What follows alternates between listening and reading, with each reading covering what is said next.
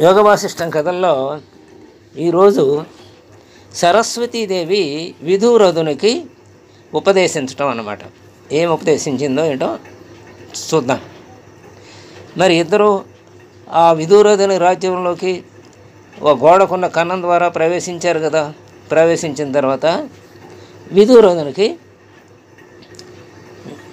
వీళ్ళ రాక వలన ఆ గృహం శోభిల్లిందనమాట. వారి ప్రభావం వల్ల ఆ రాజు తప్ప తక్కిన వారందరూ నిద్రావస్థలో ఉన్నారు. చంద్రకిరణాల వలె చల్లనైన వారి దేహకాంతుల చేత రాజు ఆహ్లాదం పొంది మేల్కొన్నాడు అనమాట. అంటే విధురథుడు మేల్కొన్నాడు. ఆశ్చర్యంతో తన శయ్య నుండి లేచి దగ్గరలో ఉన్న పుష్పపాత్ర నుండి పూలు తీసి వారికి సమర్పించి నమస్కరించి అలా పలుకుతున్నాడు. అంటే మరి యుద్ధం ఆపేద్దాము, విశ్రాంతి తీసుకుందాము, తర్వాత యుద్ధం మొదలెడదామని అనుకున్నారు కదా. అందుకని ఆ విశ్రాంతి సమయంలో వీళ్ళు ఇక్కడికి వచ్చారన్నమాట. విధురథుడు అంటున్నాడు, వాడు ఆయనకి ఒక్కడికే కనపడ్డారు, మిగతా వాళ్ళందరికీ కనపడలేదు. విధురథుడే ఆ ఇద్దరిని దర్శనం చేసుకోగలిగాడు అనమాట. అంటే సరస్వతీదేవిని లీలని. విధురథుడు అంటున్నాడు, జన్మాది దాహదోష శశి ప్రఫలకు జయమగుగాక. అంటే వాళ్ళిద్దరూ చల్లని చంద్రుని వలె చల్లని కాంతులను ప్రసరిస్తున్నారు కదా. అందుకని చల్లని కాంతి ఏం చేస్తుంది, మనలో ఉన్న దాహం ఏదైనా ఉంటే సూర్యుడి వలన దాహం తపన కలిగి దాహం వేస్తుంది. ఆ దాహంని తీర్చేది చంద్రకాంతి వలన ఆ తాపం పోతుంది కదా, ఆ తాపం పోతుంది కదా. అందుకని ఇక్కడ అలా అన్నాడు. జన్మాది దాహదోషం పోయేటువంటి శశిప్రభల కాంతి ఉన్నటువంటి మీకు జయమగుగాక అని వాళ్ళిద్దరిని సంబోధించాడు విధురథుడు. బాహ్యాంతర తమోనాశ రవి ప్రఫలకు దేవులకు జయమగుగాక అన్నాడు. అంటే మనకి అంతరంగంలో ఉన్నటువంటి అలాగే బాహ్యంగా ఉన్నటువంటి తమస్సు ఏదైతే ఉందో ఆ తమో గుణం నాశనమయ్యి రవిలాగా కాంతితో మనం ప్రకాశించడానికి అవకాశం ఇచ్చేటువంటి ఓ దేవతలారా మీకు జయమొగ్గలుగాక అని వాళ్ళని పొగిడాడనమాట విధురథుడు. ఆ తర్వాత వశిష్ఠుడు చెబుతున్నాడు రావణ వారితో. సరస్వతీదేవి అప్పుడు రాజుతోటి ఎలా అంటోంది, ఓ రాజా, వివేకం చేత నీవు నీ పూర్వజన్మను స్మరించు అని పలుకుతూ అతని తలను స్పృశించింది. విధురథుడిని తలను స్పృశించింది. అంటే పూర్వజన్మ ఏదైంది, పద్ముడు కదా. ఇంకా అంతకుముందు గిరిగ్రామంలోని బ్రాహ్మణ గృహంలోని వశిష్ఠుడు. అందుకని ఇప్పుడు అవన్నీ గుర్తు తెచ్చుకోవాల్సిన సమయం ఆసన్నమైంది కాబట్టి ఆయన తలని నిమిరింది. ఆ తర్వాత పూర్వజన్మ గుర్తుకొచ్చిందన్నమాట. అప్పుడు వస్తుంది ఇక విధురథుడికి. వెంటనే అతని హృదయాన్ని కప్పి ఉన్న తమస్సు తొలగిపోయింది. అంటే తన పూర్వ వృత్తాంతాన్ని గ్రహించగలిగాడు అన్నమాట. తమస్సు తొలగిపోయి పద్ముడిగా ఉండటం, లీల అనే భార్య, రాజ్యము, దేహ పరిత్యాగము మొదలైన వాటన్నిటినీ తెలుసుకొని ఆశ్చర్యంలో మునిగిపోయాడు. మనం కూడా ఒక్కోసారి ఏదైనా ఒక గొప్ప సంఘటన మంచిది కానీ చెడుది కానీ జరిగింది అనుకోండి మన జీవితంలో, అది మళ్ళీ గుర్తుకు తెచ్చుకున్నాం అనుకోండి, అప్పుడు మనకు కూడా సంభ్రమాచర్యాలు కలుగుతూ ఉంటాయి మన జీవితంలోవే పాత సంఘటనలు. ఇప్పుడు ఇది అంత పూర్వజన్మలో సంఘటనలు కదా. అందుకని ఆశ్చర్యంలో మునిగిపోయాడు అన్ని స్మృతిలోకి వచ్చి. ఆహా, ఈ సంసార మాయను ఇప్పుడు ఈ దేవతల అనుగ్రహం వల్ల తెలుసుకోగలిగాను అనుకుంటున్నాడు విధురథునిగా ఉన్న పద్ముడు. విధురథుడు అంటున్నాడు అప్పుడు, ఓ దేవులారా, నా పూర్వకార్యాలని, నా తాత ముత్తాతలని, బాల్య యవ్వనాలని, నా మిత్రులని, నా బంధువులని అందరినీ ఇప్పుడు నేను గుర్తు తెచ్చుకోగలుగుతున్నాను. అంటే ఆ జన్మలో ఉన్న వాళ్ళందరినీ ఇప్పుడు పూర్వజన్మ శృతి కలిగిందనమాట. అందుకని అందరినీ గుర్తు తెచ్చుకుంటున్నాడు. నేను మరణించి ఒక్కరోజే అయింది, కానీ ఇక్కడ నా వయసు 70 ఏండ్లు అయిందే. ఉమ్. అదే అంటే దీనికి అర్థం ఏంటంటే ఇందాక మనం చెప్పుకున్నాం ఏమని, కళ వచ్చినప్పుడు కళలో 100 సంవత్సరాల జీవితం గడిచిపోయినట్టు కూడా మనకి తెలుస్తుంది. చిన్నప్పటి నుంచి పెద్దప్పటి దాకా కళలోనే అంతే చూస్తాం. మరి మెలకు ఉంటే మెలకు వచ్చిన తర్వాత ఏమవుతుంది, అదంతా ఒక నిమిషంలో జరిగినట్టు తెలుసు. అంటే ఈ నిమిషంలోనే 100 ఏళ్ల కళ మనం కనేసామన్నమాట. అట్లా అన్నమాట ఇక్కడ కూడా. కాబట్టి నేను మరణించి ఒక రోజు అయింది కానీ ఇక్కడ నా వయసు 70 ఏళ్ళే అన్నాడు విదురథుడు. అప్పుడు సరస్వతిది ఏమంటుంది, రాజా, మృత్యు అనే మూర్ఛ తరువాత గిరిగ్రామములోని విప్రగృహంలోనే పద్మరాజు యొక్క రాజ్యం. ఆ తరువాత అందరి అంతఃపురం నీ హృదయాకాశములు ప్రతిబించినాయి. అది గిరిగ్రామంలోని విప్రగృహం అంటే వశిష్ఠుడి గృహం. అందులోనే ఈ పద్మరాజు యొక్క రాజ్యం అంటే పద్ముడు ఇప్పుడు పరిపాలిస్తున్న రాజ్యం అన్నమాట. అది దాని అంతఃపురం ఇవన్నీ కూడా నీ హృదయాకాశంలోనే ప్రతిఫలించినాయి అంతే. అక్కడ నీ జీవుడు నన్ను ఉపాసిస్తూ ఉండేవాడు. ఇప్పుడు నేను విదూరథుణ్ణి అన్నాడు. నాకు 70 ఏండ్లు అన్నాడు దేవి ఆ మాట అనగానే. శత్రువులు వచ్చారు, దారుణ యుద్ధం జరుగుతోంది, ఈ దేవతలు వచ్చారు, నేను వారిని పూజించాను. ఈ దేవి అనుగ్రహం వల్ల నాకు పూర్వజన్మ స్మృతి లభించింది, నేను ఇప్పుడు కృతకృత్యుణ్ణయ్యాను అని అన్నాడు దేవి ఆ మాట అనగానే. పద్మరాజు యొక్క రాజ్యం అందులో అంతఃపురం నీ హృదయాకాశంలో ప్రతిబింబించాయి అనగానే అప్పుడు ఈ మాట చెప్పాడనమాట. ఇవన్నీ భ్రాంతులే. నీరు ఒక సుడిగుండాన్ని నుండి వదిలి మరి ఒక సుడిగుండాన్ని చేరినట్లుగా జ్ఞాన ప్రవాహం కూడా ఒక దృశ్యాన్ని వీడి మరొక దృశ్యాన్ని భాషింపజేస్తుంది. సుడిగుండంలో ఏముంటుంది, నీరే ఉంటుంది. ఆ నీరేం చేస్తుంది, ఆ సుడిగుండం మళ్ళీ యువతల ఇంకో సుడిగుండం దగ్గరికి వస్తుంది. అట్లాగే జ్ఞాన ప్రవాహం కూడా అంతే. ఒక దృశ్యాన్ని వీడి ఇంకో దృశ్యంలోకి వెళ్ళిపోతుంది, అంటే ఇంకో దృశ్యాన్ని ప్రకాశింపజేస్తుంది. కళలో చూడండి ఎంత వేగంగా మారిపోతాయి ఆ దృశ్యాలు.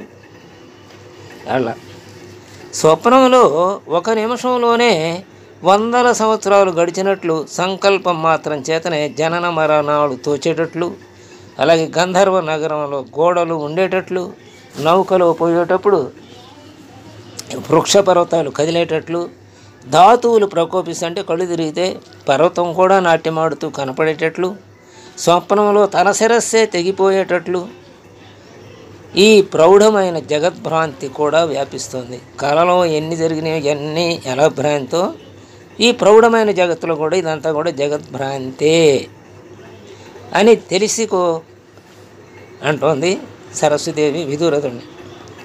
ఈ గిరులు గ్రామాలు మనం అంటే సరస్వతీదేవి సహా అంతరం మిథ్యే అని చెబుతోంది. మనం అంతా మిథ్యే అంటే చిదాకాశం అంటే పరబ్రహ్మ ఒకటే సత్యం. రూపం ధరించింది అంటే అది అశాశ్వతమే. గిరిగ్రామంలోని విప్రుని మండపాకాశం, మరి మొట్టలో చదువుకున్నాం కదా, మండపాకాశం ఉందని, మణులతో కూడింది అది. లీలాదేవితో కూడిన జగత్తు ఇవన్నీ కూడా ఎక్కడ భాషిస్తున్నాయంటే చిదాకాశంలోనే. ఇదంతా వాస్తవానికి ఏదయ్యా అంటే నిర్మలమైన బ్రహ్మమే. మన మనస్సులోనే ఆలోచనల పరంపర, దానికి ఏమైనా అంతం ఉందా? లేదు కదా.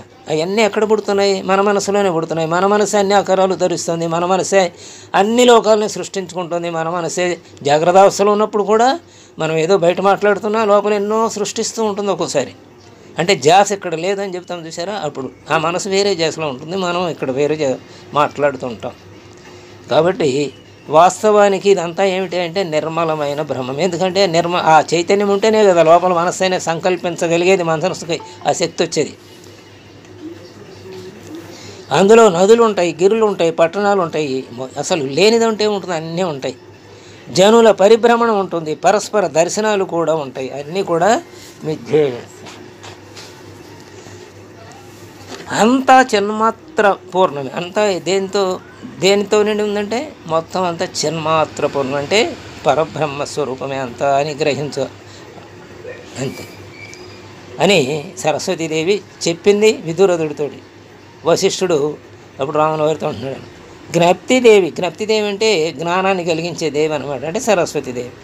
ఆ విధంగా విదురుని జ్ఞానామృతంలో తడిపిందయ్యా రమ. ఆయనకి వివేక అంకురం మొలకెత్తింది ఆ విదురథుడికి. ఆ విదురథుడితో అంది సరస్వతీదేవి, రాజా నీకు జయమంగళమగుగాక, మంగళమగుగాక, మేము మా చోటికి వెళుతున్నాము అన్నది సరస్వతీదేవి. అలా మధురంగా పలకగానే బుద్ధిమంతుడైన ఆ రాజు అంటే విదురథుడు ఎలా అన్నాడు ఆమెతోటి, ఓ తల్లి, నా వంటి సామాన్య మానవుని దర్శనమే వ్యర్థం కానప్పుడు మహాఫలప్రదమైన, అంటే నేను రాజును కదా, నేను ఎవరికన్నా దర్శనం ఇచ్చాను అనుకో, అంటే ఎవరైనా నన్ను చూడటానికి వస్తే నేను అంగీకరించాను అనుకో నన్ను చూడటానికి, అప్పుడు వాళ్ళకి ఏది కావాలంటే నేను ఇవ్వటానికి నేను ప్రయత్నించి దాన్ని సఫలం చేస్తాను కదా, అంటే నా దర్శనమే వ్యర్థం కాదు కదా సామాన్యులకి. అలాంటిది మహాఫలప్రదమైన నీ దర్శనం ఎలా విఫలమవుతుంది, అంటే నీ దర్శనం చక్కగా ఫలాన్ని ఇస్తుంది నాకు అంటున్నాడు. ఓ దేవి, ఒక స్వప్నం నుండి ఇంకొక స్వప్నానికి వెళ్ళినట్లుగానే నేను ఈ దేహాన్ని పరిత్యజించి పూర్వదేహాన్ని గ్రహించేటట్లుగా ఆజ్ఞాపించు అంటున్నాడు. అంటే పూర్వదేహం ఏది పద్ముడిది, అందుకనే పద్ముడి శరీరాన్ని చక్కగా పూలతో కప్పి ఉంచండి, పాడవకుండా ఉంటుంది. మళ్ళీ ఈ జీవుడు విదురథుడు వచ్చి దాంట్లో ప్రవేశిస్తాడు తర్వాత జన్మ నుంచి అని చెప్పి మొదట్లోనే చెప్పింది కదా లీలకి. లీలేమో అట్లాగే చేసి తాను ధ్యానంలోకి వెళ్ళి సూక్ష్మ శరీరంతో అప్పుడు సరస్వతీదేవి కలిసి మళ్ళీ అంతా తిరిగి వచ్చింది కదా, అదనమాట. కాబట్టి ఇప్పుడు విదురథుడు అంటున్నాడు, నన్ను పూర్వజన్మలోకి తీసుకెళ్ళు అని, అంటే ప్రయత్నించిన దేహంలోకి నన్ను ప్రవేశపెట్టు, ఆ అనుగ్రహాన్ని ఇవ్వు అని కోరుతున్నాడు అనమాట.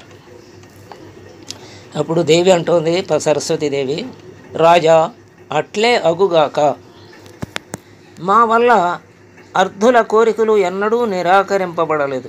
ఎవరైనా మమ్మల్ని అర్థిస్తే మేము ఆ అభ్యర్థనని మన్నిస్తాం, ఎప్పుడు అది ఫలప్రదమే అవుతుంది.